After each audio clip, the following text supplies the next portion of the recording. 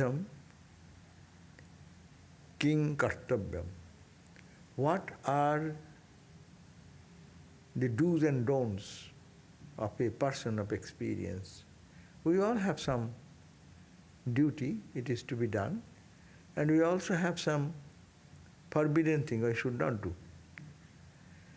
What about the Brahma-gyanis?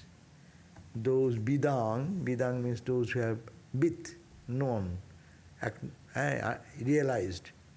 So, king kartavyam bidam Krishna, king nishiddham. But what is forbidden? What is they should not do? Vishesho lakshanam teshang. And what are the special signs? Vistarena prakashaya. Please let me know elaborately. Please tell me. And in response, in one word, the first response is given this way. Kartavyam va upi akartavyam. The duties, do's and don'ts, responsibilities and non-responsibilities. Nosti. There is no such thing. For whom? Tattvavidam. Those people who are the knower of tattva, the truth. Why? Why they will not? Simple formula. They akartaro. They are not karta. Karta means the doer. I. We have I, ego sense. Naturally, we do our things, we have our understanding, I am doing. But these Brahma-gyanis have no this little I. They don't identify with this little I. Therefore, they akartaro. But they are Brahma-rupa. They feel I am Brahman. That is their understanding. Therefore, they are nisheda and vidhi varjitaḥ. They are bereft of nisheda, forbidden, or vidhi, compulsory, you have to ordain. You are ordained to do that. You cannot put them into the category of those people who have body identity, like you and me. So we have our duties, we have our do's and don'ts for spiritual growth and development, no? But when you reach the culmination, what is your duty? What is your responsibility? Is there any such thing? Well, no, there is no such thing. That's why sadhana, that's why we say, keep your mind in noble thoughts, no? Do good exercise, do pranayama, do concentration. These are do's. Any negative thought comes, try to drive away, try to see God everywhere. All these are for us. Don't do, that will distract your mind, that will digress your attention to worldly things more. So, rather, these are do's and don'ts. But Brahma-gyanis have no such compulsion, and no such rules. Why? Even the Vedas, Veda Prabhur Navoitesham. Veda, you say that our scriptures is our guideline. Vedas guide us. In Vedic culture, India, in those days, they are guided by the Vedic injunctions. But Veda is not Prabhu, is not master for these people who have realized the truth. No?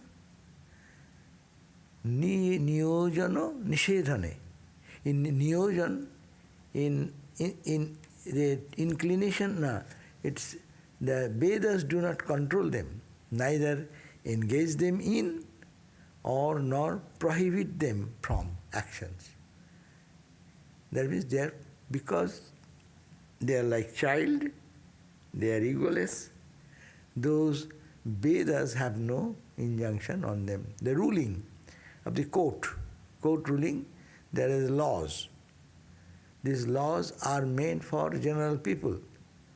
But there is no law for a baby, 2 years, 1 year, 3 years. Is there any law? They did something wrong, they did something good, they should be punished and that should not punished. All these things, they don't belong to them. So a Brahma-gyani become like a child They are so innocent, so pure, so for them these rules don't apply. Why? Swayam Brahmo sadananda. They feel that I am Swayam, I am Brahman. And they live in sadananda. Sada means all the time ananda, in the blissful state. Viśrāntaś, that rest in that constant blessed condition. In the Paramatman, in the Supreme Self. We live in the Jivatman, individual soul. They live in the Paramatman, Supreme Atman. And therefore, no pravittir nivittir va shubhe va ashubhe tathā. Therefore, there is no inclination towards the present thing for them. They don't find, oh, I like this, or I dislike this. So there is no pravitti, inclination in the auspicious thing. We should have, because we as a student of spirituality, we have to inclination for good things, disinclination for things that drag us to the worldliness, no? For us. But for them, no, there is no such thing. So no pravittir, no nobittir va shubhe va ashubhe tathā. phala-bhogaḥ karma na adehasya bhavet kachit. Who have no body identity. Adeho. Adeho mane? Deho is body. Adeho. They don't think I am the body. Adeho. That type of people never ever bhoga tatha karma. They don't enjoy the result of karma, or they do perform any karma. Bhoga, phalam, bhoga, you did some good karma, people will praise you. That bhoga, they don't enjoy like that. As also, new karma I did, I will be achieving something greater. That also is not with them. So these are the two things happen, that means they are free soul, as we have read in the other areas in the Bhagavad Gita and other places. Now today we read the 5th verse, which says, deha prāṇo mano buddhis, deha prāṇo mano buddhis, cittāhaṅkāram indriyam, buddhi cittāhaṅkāram indriyam. Deha prāṇo mano buddhis, deha prāṇo mano buddhis, cittāhaṅkāram indriyam, cittāhaṅkāram indriyam. Daivaṃ vāsanā ceṣṭā, daivaṃ vāsanā ceṣṭā, tadyogāt karma sambhavet, tadyogāt karma sambhavet. So you can find in the computer these verses, so you can chant together also. So karma sambhavet, karma becomes possible, karma sambhavet. For whom? Those who have deho, prāṇo, mano, buddhi, this body, prāṇo, the spiritual and physical energy, prāṇo, mano in the mind, and buddhi, and also ego, ahaṅkāram, and indriyam, the senses, eyes, ears, etc. And in that they are connected, and we do work. For them, this deho, prāṇo, mano, buddhi, cittāhaṅkāram, and daivaṃ vāsanā ceṣṭā, those who have, by their previous birth, they are connected with this, and they have their past inclination. Vāsanā, desire is there. Ceṣṭā, effort is there.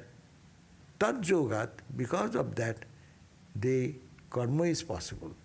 Karma is possible for a person who have the body, who have the pranic energy, living, alive, no? Those mind is functioning, the mind, whose intellect is working, who has a ego sense. So, and the sense organs are active. Karma is possible for that, because you need hand, feet, eyes, ear, no? You need a mind to think. You have some ego sense, I will do this work. So because of this combination, a karma is possible only for that person who have identification with these things. The children also do work, but we don't consider that work, and the child also don't feel himself, I did some work. Because they have no ego sense much developed. As the ego develops, the same child say, I did this, I went to school, I talked to me, I did. So all I comes, and work sense develops. But work sense cannot come to a person who is deha, body, prāṇo, mano, buddhi, cittā, ahaṅkāra, indriyam. All these is a jaḍa-bodhataḥ, association with them, and association with this plus vāsanā. Vāsanā means the desire, something which prompts from our inner personality and pushes us. Vāsanā. And ceṣṭā, not only desire. Some people have a desire, I like to have this nice house. But no ceṣṭā, no effort. Where is the house can be available? How much is the price? Let us go and check it, whether it suits my purpose. That effort. The effort is necessary. So effort is necessary, desire is necessary. And then daivaṃ means ultimately you should be successful. God should provide you with some success. God's grace, daivaṃ means, here daivaṃ means God's grace. So these are all necessary for performing karma. How similar is with the Bhagavad Gita? What it says? That pancha I have not quoted it for a long time. Panchamam, iti panchamam. Adhisthānam. Now it has come now. It runs away. Adhisthānam tatha kṛtaṃ. Karanancha prithak vidham. We should memorize Gita, that's why. And to also repeat that. If you don't repeat them, I will do that. Adhisthānam tatha kṛtaṃ karanancha prithak vidham vividhascha prithak ceṣṭā. And daivaṃ ca atra panchamam. Exactly same. So this Gita says, Bhagavad Gita, as is popular Bhagavad Gita, it says, for accomplishment of some work, you need these 5. What are? Adhisthānam means eye sense. Now, adhisthānam means a body. You should have a body. This embodied person cannot build a house. He cannot write a letter. So first of all, you should have a body. The adhisthānam. Tatha kṛtaṃ. There should be somebody, I, ego, kṛtaṃ. Karanancha prithak vidham. The sense organs should be, the eyes should be there, hand there. All the sense organs should be there. And if someone hand, organ, everything is there, and have a desire to do, but don't do anything. So you have to make effort. Vividha means diverse. Vividhascha prithak ceṣṭā. Ceṣṭā means effort. Let me do this way. I fail. Okay, let me do the other way. It fails. Okay, let me do the other way. Vividhascha prithak ceṣṭā. And last is daivaṃ, God's grace. You do everything, but success ultimately depends on what God wills. If God's will is there, you may be successful. Many people trying, it does not happen. That's why we say, give it to God. After doing all this effort, you just surrender to God. So the same idea is being given here. More details.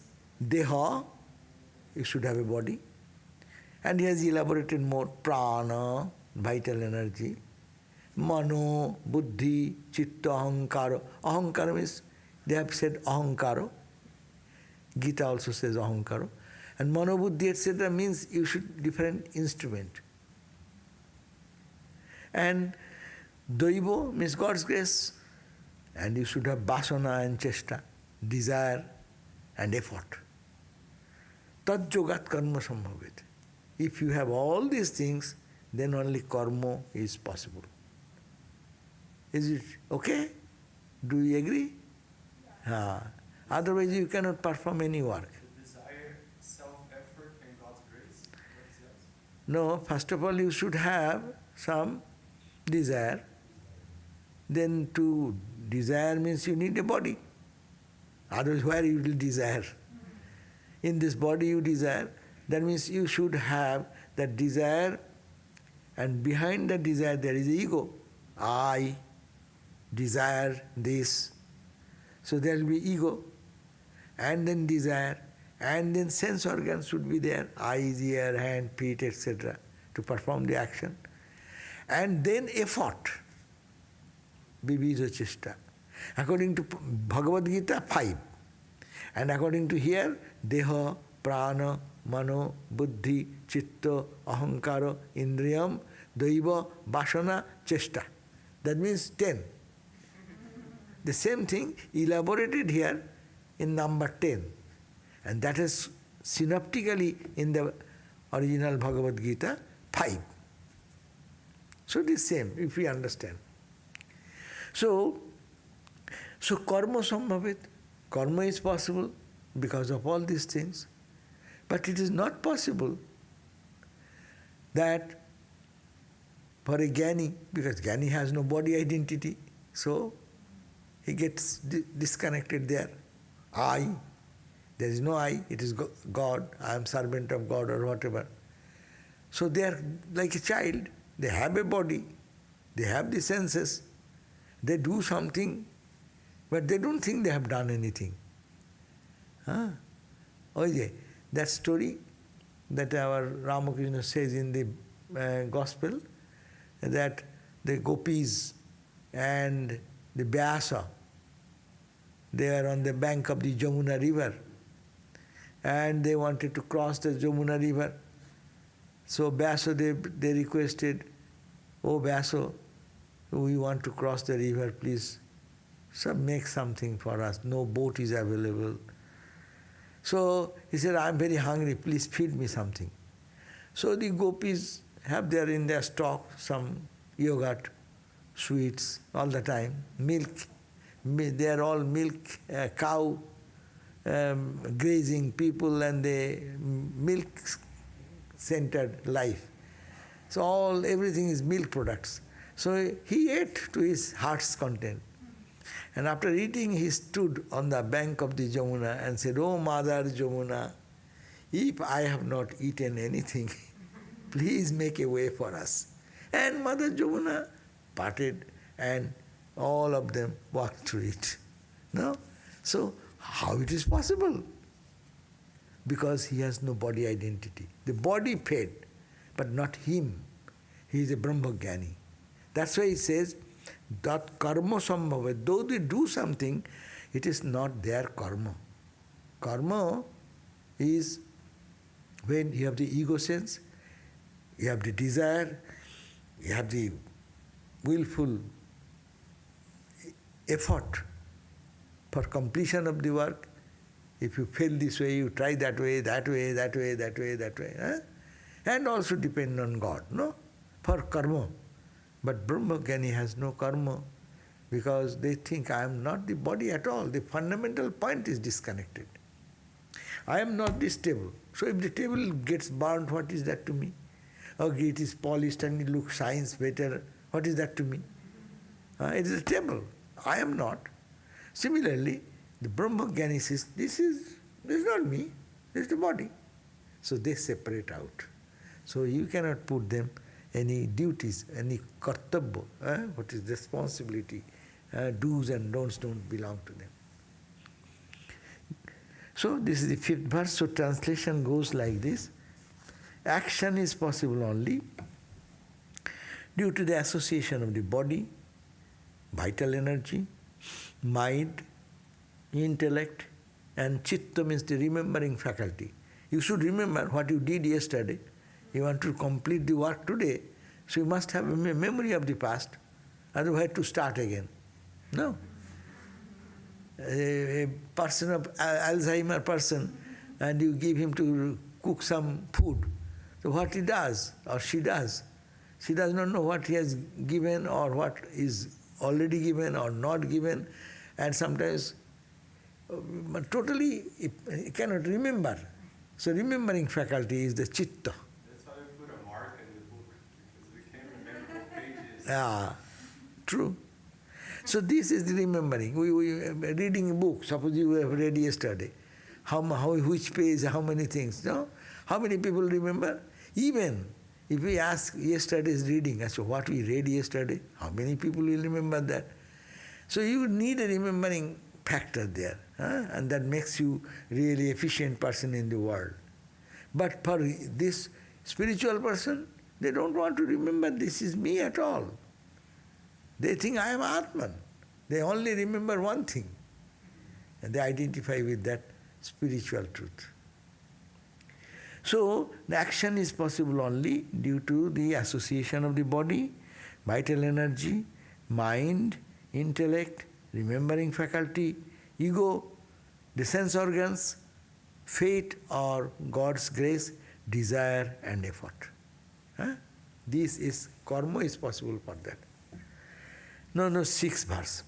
Jñānī sarvaṃ vicāreṇa, jñānī sarvaṃ vicāreṇa, nirasya jaḍa-bodhataḥ, nirasya jaḍa-bodhataḥ, sarūpe sat-cidānande, svarūpe sat-cidānande, viśrāntaś advayatvataḥ, viśrāntaś advayatvataḥ, jñānī sarvaṃ vicāreṇa, jñānī sarvaṃ vicāreṇa, nirasya jaḍa-bodhataḥ, nirasya jaḍa-bodhataḥ, svarūpe sat-cidānande, svarūpe sat-cidānande, viśrāntaś advayatvataḥ, viśrāntaś advayatvataḥ. Now the 5th verse says that only karma is possible for such people who have this identity. He feels that I am a body, he has a pranic energy, he has a buddhi, he has an intellect, he has a memory, he has this ego sense, senses, sense organs, and desire and effort. All these associated with all this, only work is possible, and also they depend on God. After doing something, they say it is God's hand. No? Now, jñānī, but what happens for a jñānī? The knower of truth. Jñānī sarvaṃ, everything, vicāreṇa, by analysis, by this discernment, nirasya, they give up everything. Nirasya means, what is the nirasya means? Let me see what they have done. Nirasya, nirakrita arki.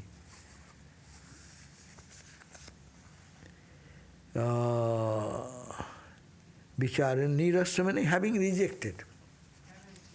That means they reject. They reject what? Nirasya. Why reject? Jaḍa-bodhataḥ. these are jaḍa, matter. These are not conscious entity. So they give up identification with them, thinking bodhata. Bodha means intellectually? No. They realize, they have understood to the core of their depth that it is all matter. It is not the consciousness, it is matter. So what shall I do with the matter? Body is a matter, mind is matter. Because they only work when the consciousness is there. The robot works only when the supply of energy is there behind. Battery is there or whatever, electrical energy or whatever energy is given. So that consciousness, without consciousness, everything is jaḍa. So jñānī, sarvaṃ vicāreṇa. Sarvaṃ means everything in the universe. And we have talked about all the 10 points in the verse number 5. All these vicāreṇa nirasya. They throw away, they renounce. Nirasya means renounce. Renounce what? All these jaḍa-bodhataḥ. Understanding it is jaḍa, matter. And what they do, not only this will not do, it is not jaḍa, is not the point. But what? I am viśrāntaś, they take rest. Their mind rests. Where? sat-cidānande. In the sat-cidānande, I am sat-cidānande. See, two things goes on side by side. They experience that these are jaḍa. What shall I do with jaḍa? Matter, totapuri. This world is, even after having this nirvikalpa samadhi, when he is coming down, he is saying, this is jaḍa, this is matter. What shall I do with it? The body is jaḍa. The bodily stomach pain, excruciating. What shall I do with the body? I will kill this body, destroy this body. So we enter into the Ganges water. Huh? So that means it is jaḍa. They want to give away, have no interest in keeping them associating with it, jaḍa buddhi. But they live in the sat-cidānande. They say, viśrāntaś, they rest. They fully become peaceful. As we rest after a whole day's work, when we rest, they also rest in sat-cidānande. And sat-cidānande advayatvataḥ. That is the advaya, no two.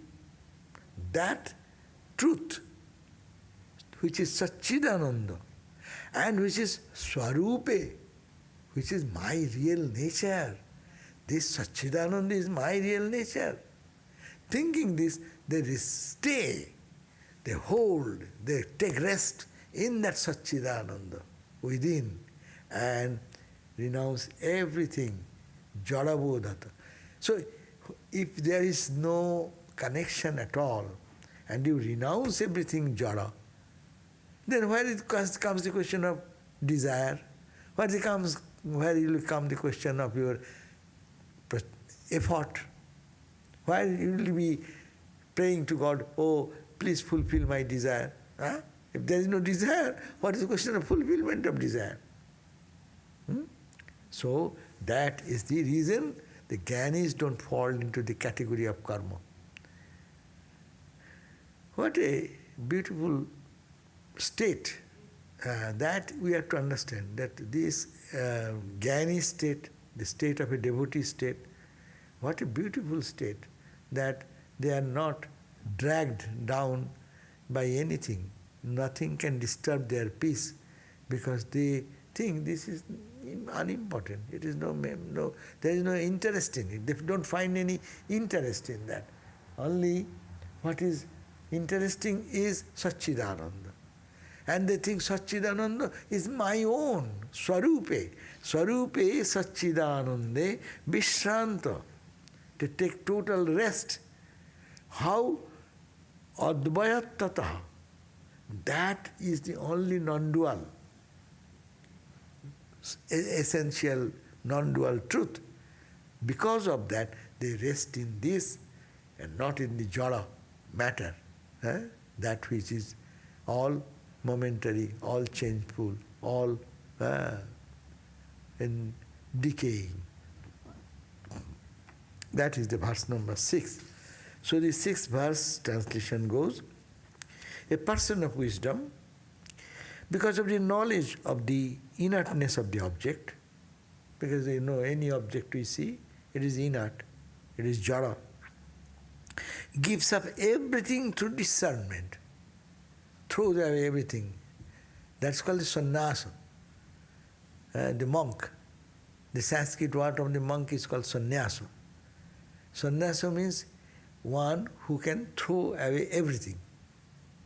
Everything in the material world, they throw away. Why they throw away? Because it is jaḍa, it is matter. It is not consciousness.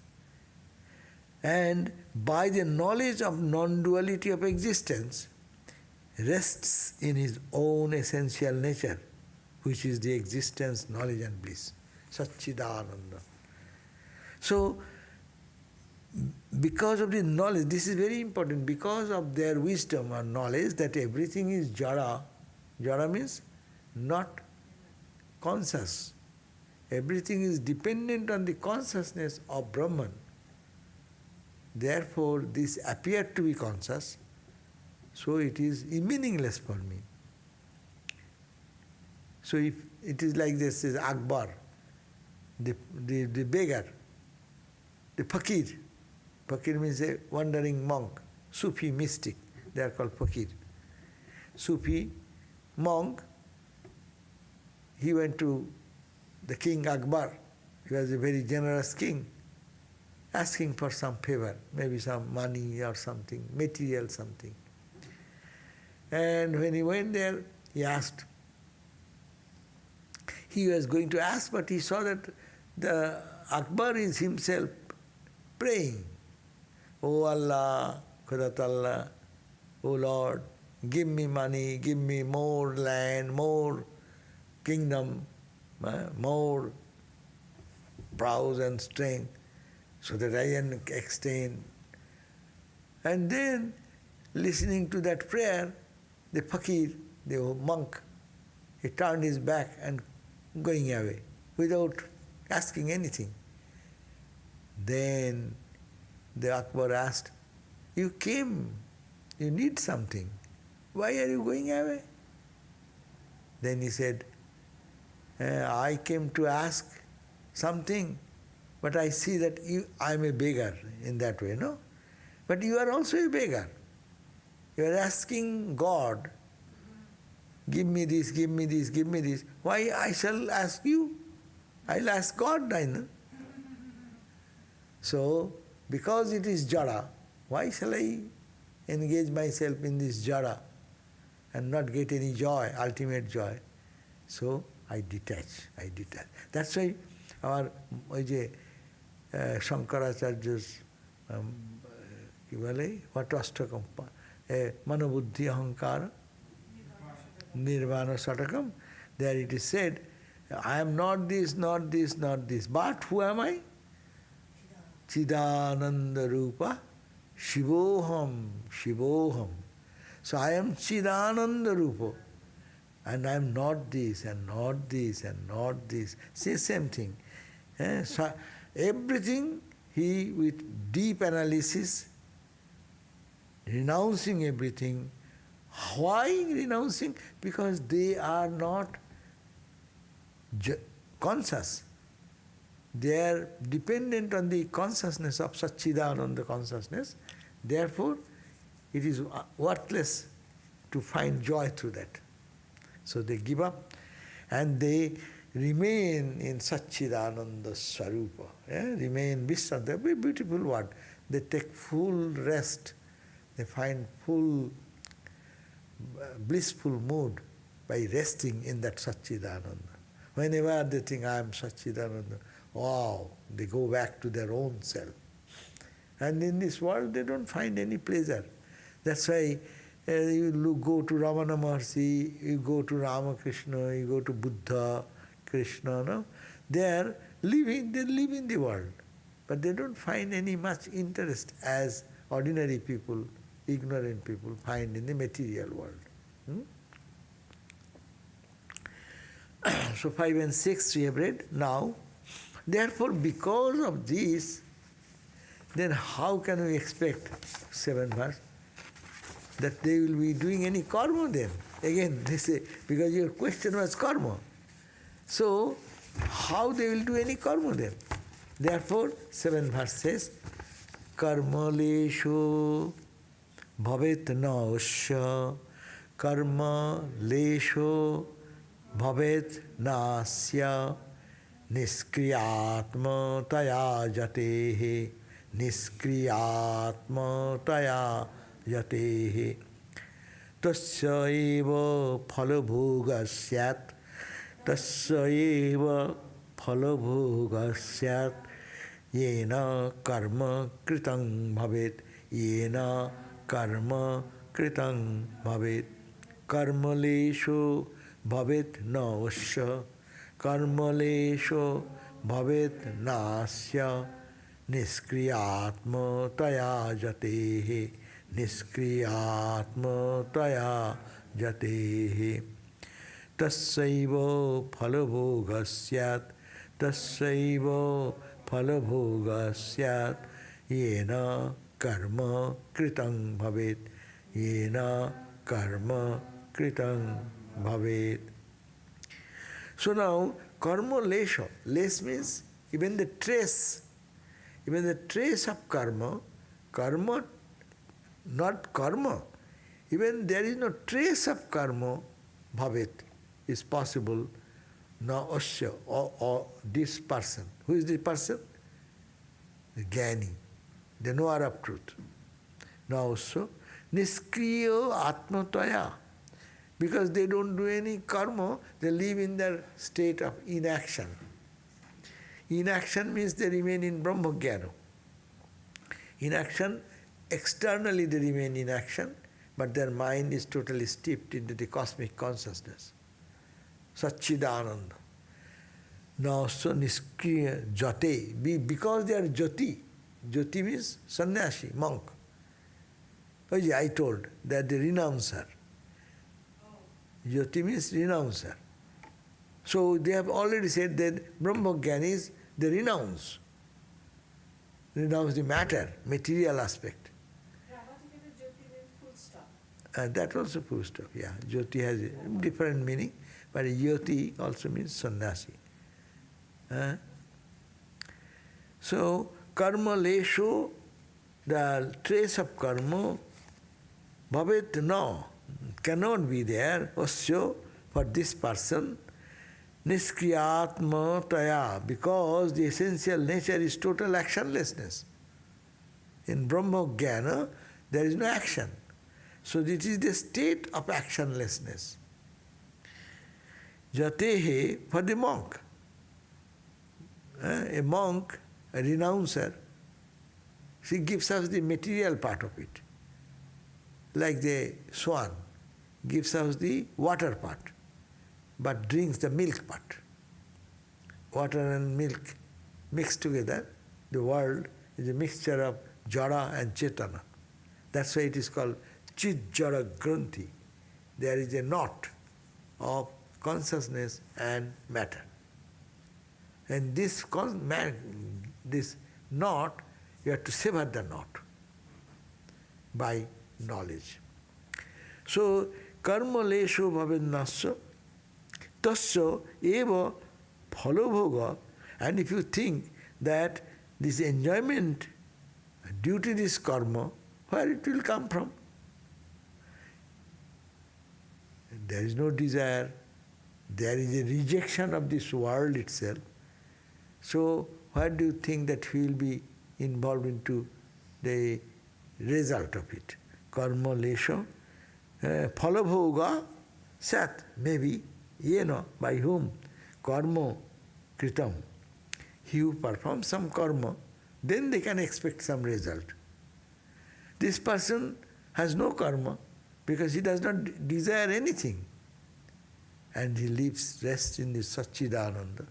So how that person will have any karma? And if there is no karma, how the result will come? Huh? If there is no head, then what the headache will happen? If you say there is a headless person and he is suffering from headache, huh? It is impossible. So similarly, this imagination, he has no karma, so why there will be karma phala? That's why the question is called vicarious atonement, no? What is called vicarious? This God, Christ suffered the sins of others, that's why he suffered. Why he suffered? This question will come. If he is a God, why he suffers? Because he has no karma. You are saying all these things. They rest in the sat-cidānande. But you see, he has been crucified. He has been given so much trouble for carrying the cross and this and that, all these things, no? It is because it is vicarious atonement. He is not suffering for himself. He has no karma. But he has imbibed the karma of others, Ramakrishna. It is said why he suffered cancer. Because he took the sin of Girish and other devotees. So, when you take the karma, your body will suffer. But they don't suffer. That's why remember when Ramakrishna was there and Hari Maharaj said, no? He said that Sri Ramakrishna said, there's so much suffering, this going on there. And then he bluntly said, no sir, you don't suffer. You are. But then Ramakrishna praised him. He said, rascal caught me in the right point. I see that you are immersed in bliss. Yeah, you are immersed in bliss. Next word. You are not suffering, you are immersed in bliss. So that is the point. But their body suffers because you are taking something in the body. So body will be suffering. So, but they don't suffer because they are separate from the body. Tasya phala-bhogaḥ. So the translation goes, since his essential nature of a Brahma-jnāni is what? Actionlessness. They have nothing to do. That's why Gita said, I have nothing to do in the world. O Arjuna, still see, I am engaged for the good of the world. That is their weak point. The weak point of Buddha, Krishna, Christ, Rama is that they have no need for themselves. But they suffer for our suffering. How to show some direction to the people of the world who will follow their path for thousands and thousands of years. Say Krishna said, at least how many years? It will be pre-Christ, pre-Buddha.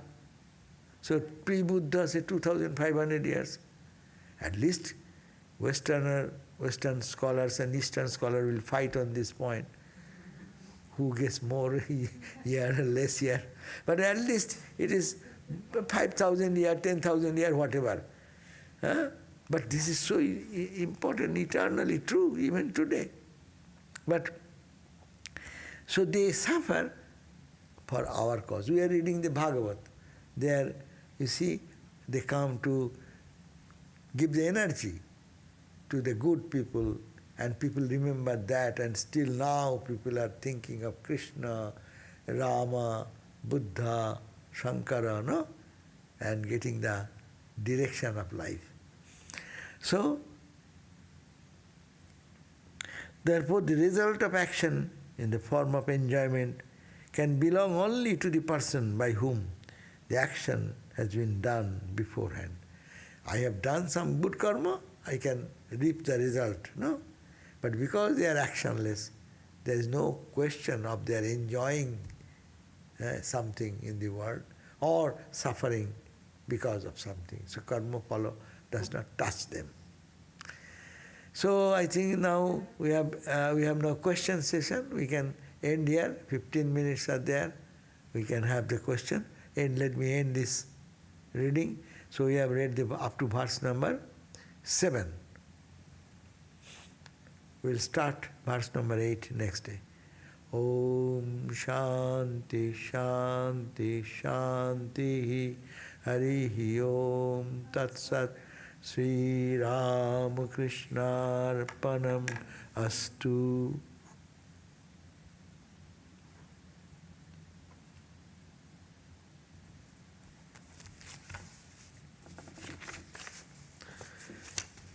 You have some question? Yeah.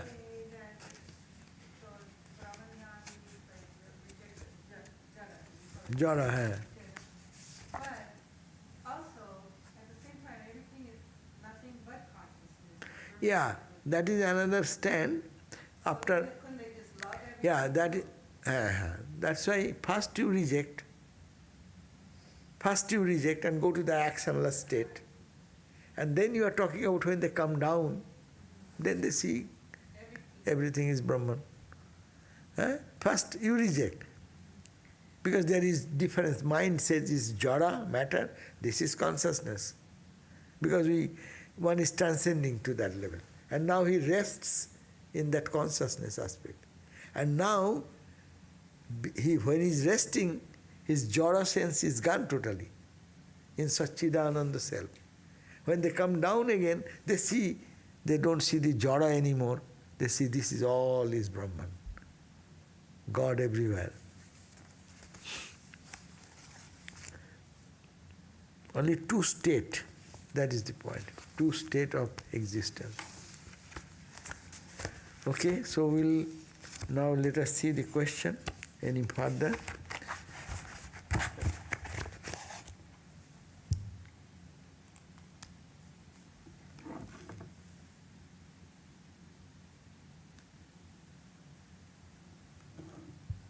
Okay, চলে গেছে.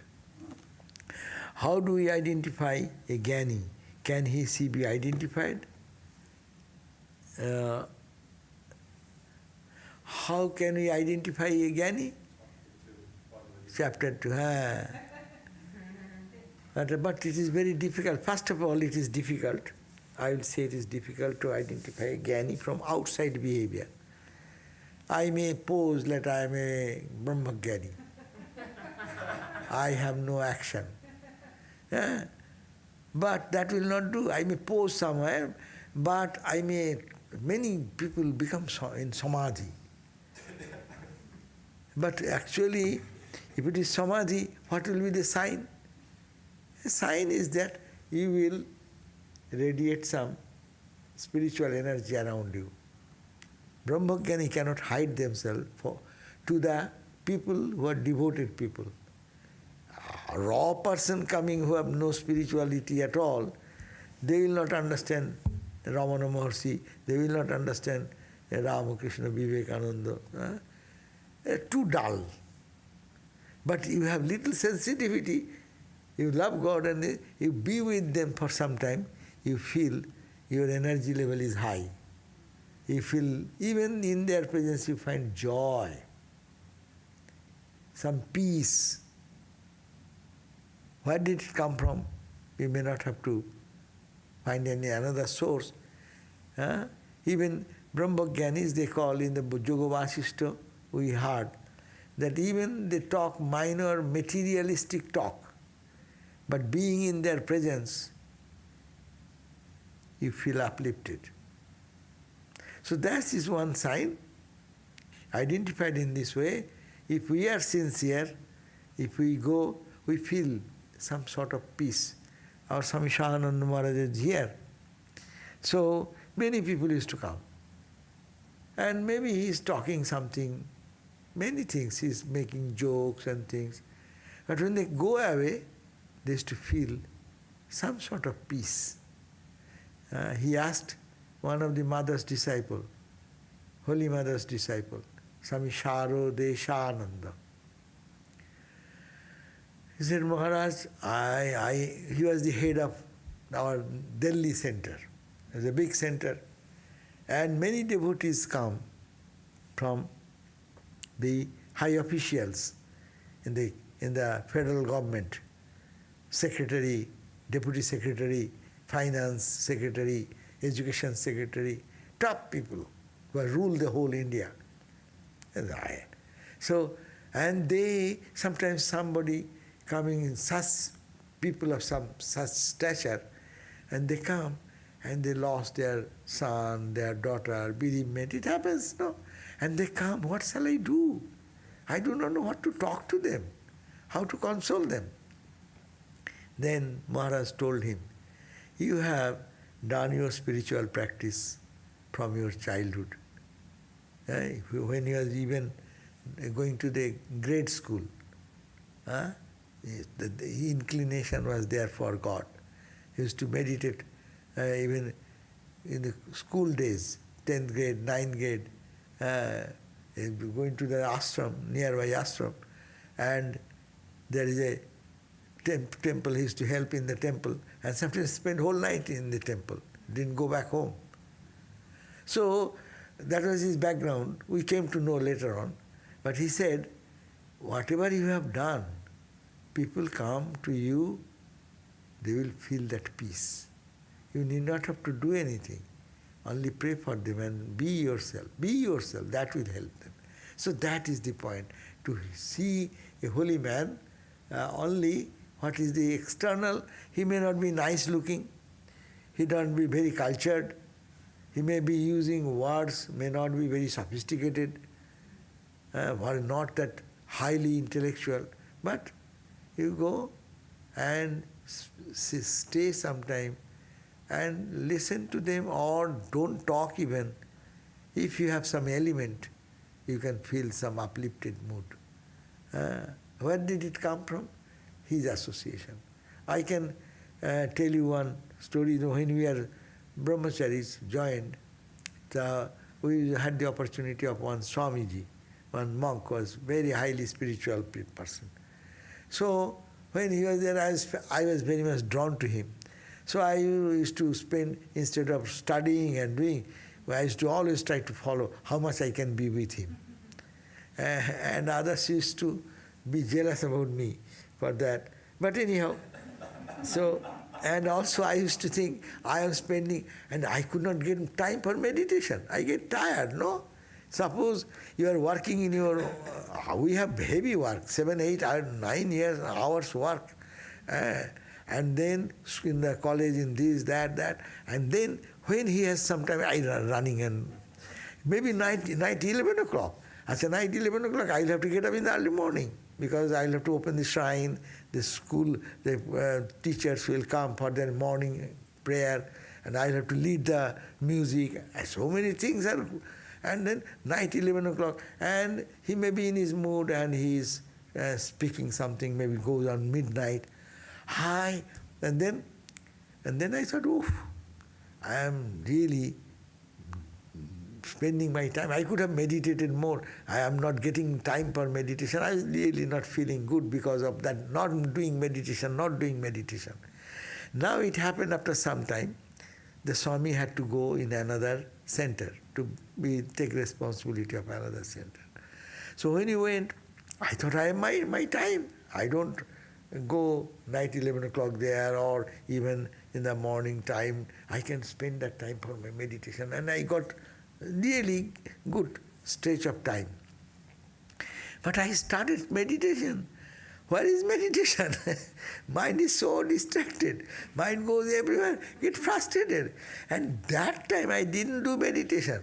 But I be associated with him, be with him, walk with him, talk with him. And he, of course, will be talking about Ramakrishna, Holy Mother, Vivekananda, which are not very much popular then. He was a researcher also. So all these things, new information, new thing, and uplifted spiritual things he used to say. And not only intellectual, but spiritual. So I didn't understand. Then I said it was much better to walk with him. My mind was more peaceful, more uplifted. And now I am trying to meditate, my mind goes in mundane things. So that's the point. To understand a holy man, these are the signs that their presence will give us some sort of peace, comfort, feeling of fullness, like that. And absence, you can test yourself, difference between that. But suppose if you become holier than him, Then he will give the holiness. if you are holier than him, then that question does not come. Then we will go to you. If someone is holier, naturally others will go to him and they will feel uplifted. Or two holy men may be helping each other. That may also be. But you know, that there will be, two scientists are talking to each other, they will release their company more. They understand. Say, Swami Mahapurush Maharaj, Swami Shivananda, yes, Swami Brahmananda. Swami Brahmananda passed away, and then Swami Shivananda is, we read that Shivananda memoirs, then she said that, oh, I do not know whom to talk today, nowadays, about all these spiritual insights, no? There is nobody to talk, nobody to understand. If I tell somebody, he will not understand my experiences. So that is the thing. So if two spiritual people meet together, that's why it is thing to see. When Swami Premeshananda Maharaj was in Sargachi, that Swami Holy Mother's disciple who is very go forward book. We should read that go forward book. Go forward? That's the letters of that Swami. He's a Brahmagyani. And then came Vishuddhananda Maharaj. He became the president. Vishuddhananda Maharaj, Holy Mother's disciple. When they go and sitting side by side, maybe they are talking, they are not talking. Maybe both are silent for half an hour. But they are enjoying their company. It's a different level. I hear also some stories like that. Our Madhavananda Swami, such a spiritual person, and Shantananda Swami. They are sitting side by side, not talking to each other. Bharat Maharaj, Swami Abhayananda, this type of very highly evolved Swamis, when they are sitting, not that they will have to chit-chat all the time, but both are sitting there silently, and hours pass. In Mayavati I have heard. Mayavati is a beautiful place. Suppose today is full moon night, no? Or tomorrow will be the full moon. Yeah. So that full moon and snow peaks, high Himalayas. Oh, wonderful scene. And it's very cold also. But there is a glass window, and both the Swamis are sitting there. Hours and hours. And then about midnight or cross midnight, then one of the Swami Bharat Maharaj went to his room, and other Swami is sitting over there. But they are so enjoy their company. That means they understand internally that joy and bliss they share. Anyhow, the second point. Can you discuss meaning of the word moha? Moha means what? Delusion. Moha is infatuation also, probably. So, maya, moha. Moha means I got attached to something. I know it is not good, but I cannot come out. It is like a deep, what you call, addiction. Example is, it is like Velcro is easy. Velcro you can bring out, but you can do, it makes noise. No, but you come out. But this moho will be, it is like glue. And our myron has glue, crazy glue. Once you touch, bomb, got. It is a moha. But that means delusion is such that it is very difficult to come out of that. It has stuck together. So that's why it needs more spiritual practice and detachment. Can you comment on the value of meditating on one's guru or the guru's form? You know, guru or earthly guru is the representative of the God who is the goal. That's why probably you will find that in your meditation your guru might have told you, think of your guru and then merge your guru in your ideal. If it is whatever may be, even if you think of Christ, merge yourself in the Christ. First think of your guru, and that guru is merging into God. That means that way Guru and God are same. But you can think of Guru and meditate on them, but better to do Guru's Guru, Guru's Guru, Guru, Guru. Real, the God is the eternal Guru. So when you merge your Guru into the eternal Guru, or your chosen ideal, Christ, Buddha, Rama, Krishna, Makali, Durga, Shiva, whatever aspect you think of that more. Then your Guru is also included there. But some tradition are there, they pay more attention to Guru, the person. But in our tradition, we give attention to, not to Guru. Of course, Guru is Guru, we respect and revere. And that's why, because he has given me mantra and showed me the path, I am eternally indebted to him. But that Guru is a representative of God. Otherwise, what happens? Guru cult comes. My Guru, your Guru. Are your Guru is also representing God. My Guru is representing God. So why not think of God? And if first there is a process, you all know that you remember your Guru, you offer your salutation, you do something like that. That's a Guru Puja. After that, merge the Guru into God and then think of God. So not to think too much of Guru, rather than Guru, the ideal is eternal Guru, we call God. That, see, if we read the mantras, Chaitanyam Shashvatam Nityam Bhomatitam Niranjanam Bindunado Kalatitam Tasmai Brahm Shri Gurave Namaha. So who is the Guru? Chaitanyam Shashvatam, eternal consciousness, Chaitanyam Shashvatam. Bhomatitam, beyond the space. Niranjanam, stainless. Say all Brahman, quality of Brahman. No? Bhomatitam niranjanam, bindu nado kala utitam. Bindu is the dot, om, that dot. Bindu nada, the sound, om. And kala is parts. Kala means part. And so beyond that, beyond this bindu, beyond this, that means you are talking about Brahman. That Brahman I salute. Tasmai Sri Gurave Namo. That Guru, not the Guru the man. Guru the sat-cidānande. Ultimately, even Guru Chaitanyam Shashvatam, Chaitanyam, another is there. Chaitanyam Shashvatam, Bhomati. Another verse is there. Akhanda mandalakaram vyaptam yena characharam.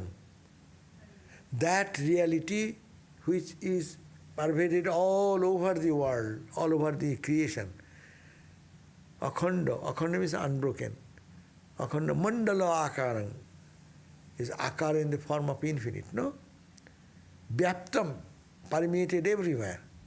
Characharam, this matter and moving, unmoving, characharam. Characharam, akhanda mandalakaram, vyaptam yena characharam, tat padam. My Guru who has done this, tat padam darshitam. He has shown me that is your ultimate reality. I salute that Guru. That means who is showing me God the Absolute. I salute that Guru. That means here Guru, it is said, if you must have to have Guru, and you must have your tremendous devotion to your Guru. Otherwise, the spiritual life, no progress will happen. Otherwise, you will have no trust in the words of the Guru. If you don't have tremendous faith and love and reverence, so what he says, it will not make any dent in your mind. So therefore, think of Guru representing God is represented in the form of Guru. That Guru is better. But in some tradition, Guru Seva Guru Puja is emphasized. But in our tradition, we say, think of more of your Ishtam. Anything more? No more question. Good. We are all done then.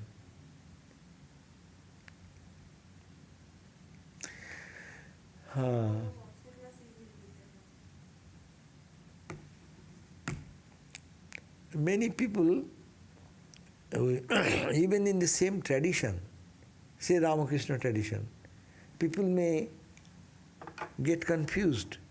My Guru, your Guru, my Guru is higher. Do you know when I got mantra? I got long back. My Guru was that. You, okay, you are recent, you are that day. You are not that Guru. Now people really sometimes get into the confusion of that. But it is not so. We have to think that Guru is that. Think of the Guru when he gave you the mantra. He was not in ordinary consciousness. He is talking about God and only showing you the path and direction. That is the Guru Shakti, the power, is working through that person during that time. Think of that Murti, offer pranam, and then what he said, follow. Rather than fighting with my Guru greater than your Guru.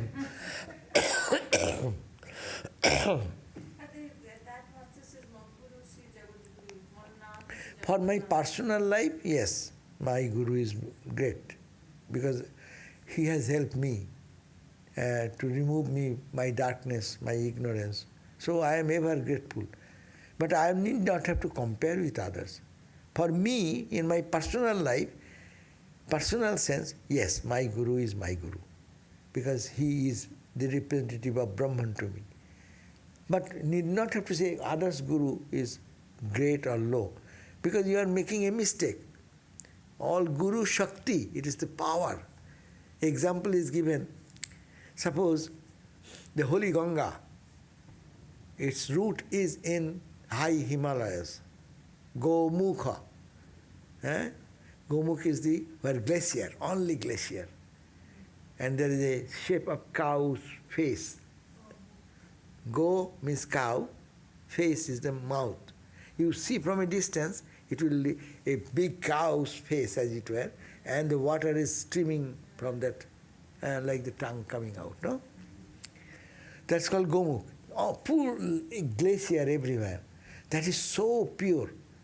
That is the powerful Mother Ganga, who is purifying Ganga, we consider, no? Now it comes down, next step, to different levels from the high Himalayas to Gangotri, a little lower than that altitude, no? And then comes down to Uttarkasi, then comes to Rishikesh. Then it comes to Benares, then goes to Calcutta. As it goes down, because it mixes with so much dust and dirt, people throw things and this and that, Ganga water looks little dirty. And in Calcutta, in certain period, you cannot touch that Ganga. But people go there in deep and thinking they are getting pure. From a scientific standpoint, people will say, my God, what they are doing.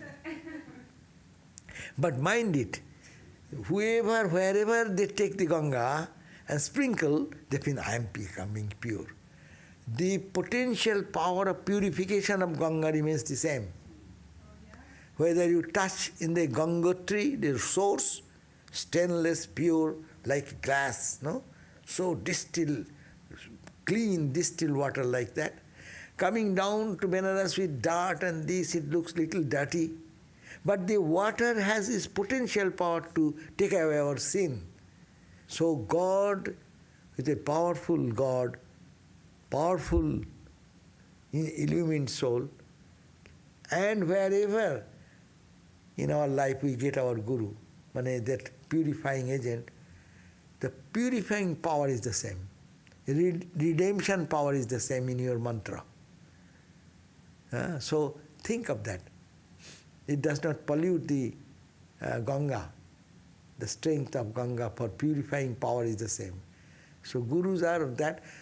But before you select your guru, you can think 100 times whether he is fit guru or not guru, whether his character is questionable or is really a good practicing person, and honesty is there, and he does not demand anything, he is not a money-making business. So all these things you can consider before. But after you once accept, Ramakrishna said, don't judge anymore. What he has said, just follow. No one is questioning again, question. Because if you keep sitting, people will ask questions. Okay. Is samadhi necessary for the knowledge of Brahman? If not, then how? Yes, the samadhi state is the brahma-jnana state. A two language, yogic language called samadhi, and Vedanta will say Brahman, Atman identification. The same.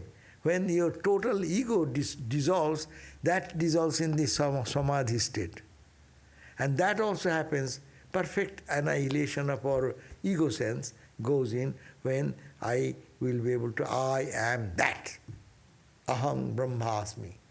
Thou art that. When that comes, that is the highest state. And there is the same. So, rather, when one is attaining nirvikalpa samadhi, he is becoming brahma-jnani. It's not too different. Okay? Thank you all. Jai Ma.